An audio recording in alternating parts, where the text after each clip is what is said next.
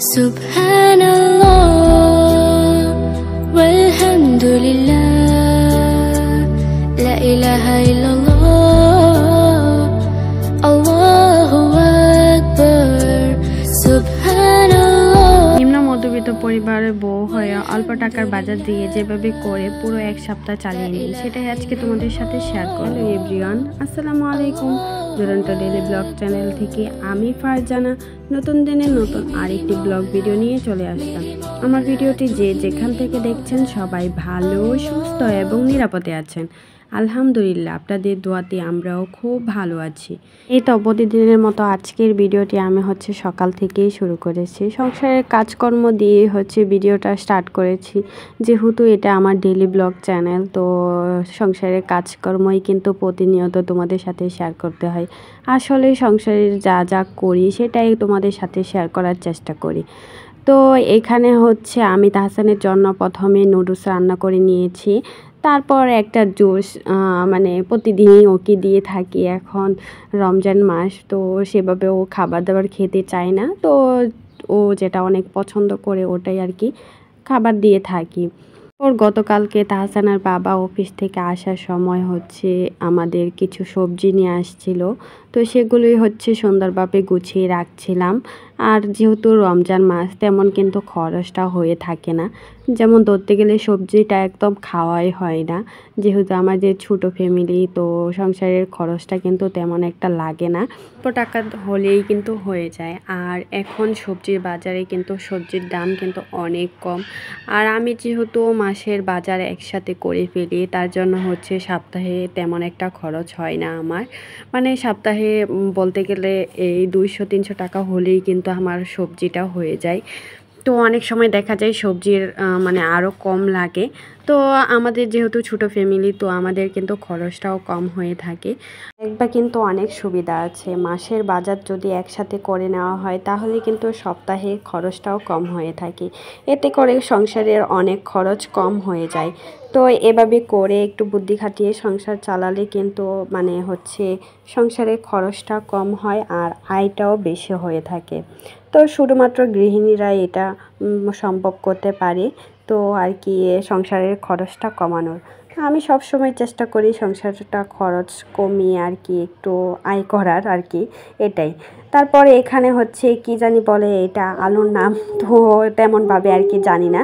তো লাল কালার এই আলুটা নিয়ে আসছিল, আর এই আলুর ভর্তা খেতে এত বেশি মজা, নিয়ে আসছিল, তো ভর্তা করেছিলাম, তো খেতে অনেক বেশি মজা হয়েছিল।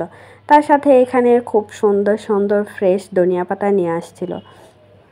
তারপর তাহসানের জন্য আর কি ডিম সিদ্ধ করে দিয়েছিলাম। নুডলসটা খাওয়ার পর আর কিছুই খাইনি, একটা জোস্ট আর নুডলস খেয়েই কিন্তু তার সারা বেলা চলে গেল।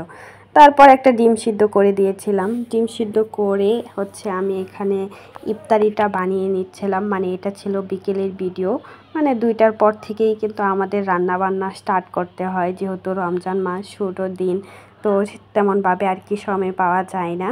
তো এখানে আমি ইফতারিটা বানিয়ে নিচ্ছিলাম। প্রতিদিন একই খাবার খেতে ভালো লাগে না, দেখা যায় অনেক সময় ইফতারিটা বানাতে ভালো লাগে না আর কি। নুডলস বা অন্য কোনো খাবার দিয়ে কিন্তু ইফতারটা করে নেওয়া হয়।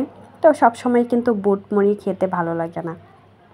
তো 2 দিন পরে আজকে ইফতারটা বানাচ্ছি, একদম খেতেই ভালো লাগছিল না, তো 2 দিন আর বানানো হয়নি, তো সেটা শেয়ার করিনি তোমাদের সাথে। তো আজকে ভাবলাম তোমাদের সাথে শেয়ার করি। আমার যেহেতু ডেইলি ব্লগ, তো আমার সংসারের কাজকর্মই কিন্তু প্রতিনিয়ত তোমাদের সাথে শেয়ার করি। জানি না কাদের কাছে ভালো লাগে বা কার কাছে ভালো লাগে না, তা তো আর বলতে পারি না। তো সবাই প্লিজ আমার পাশে একটু থেকো, আমিও কিন্তু সবার পাশে থাকি। আর সবার ভিডিও কিন্তু আমি ফুল ওয়াচ করি, যেহেতু এখন একটু সময় হাতের কাছে পাওয়া যায়, রমজান মাস বলে কথা। তো সবার ভিডিও সব সময় প্রতিনিয়ত দেখি। আমার ভিডিও কিন্তু সবাই একটু ফুল ওয়াচ করে দিও।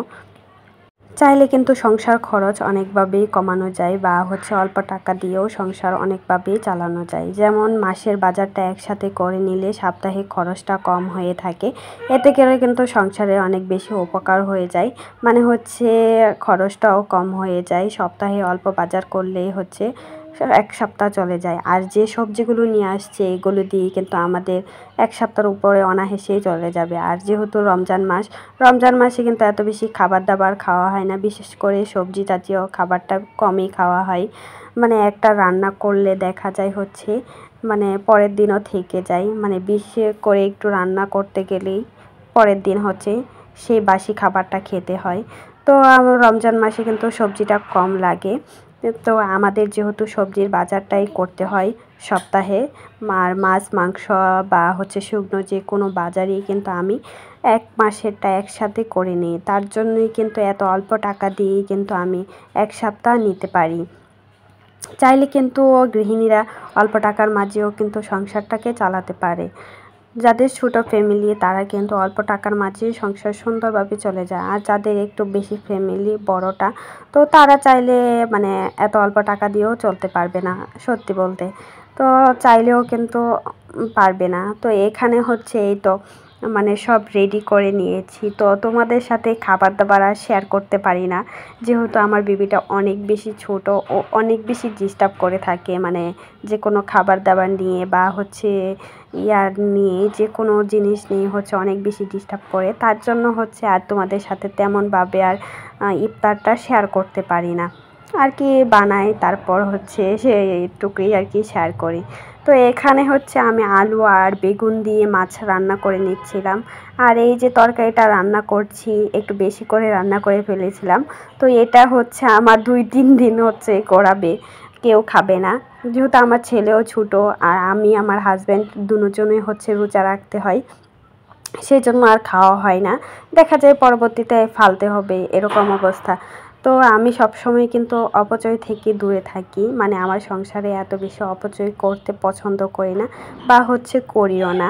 যতটুকু প্রয়োজন ততটুকুই আর কি মানে করার চেষ্টা করি, মানে প্রয়োজনের বাহিরে কোনো কিছুই করি না। আর প্রয়োজনের বাহিরে কোনো কিছু করা মানে একদম ভালো না।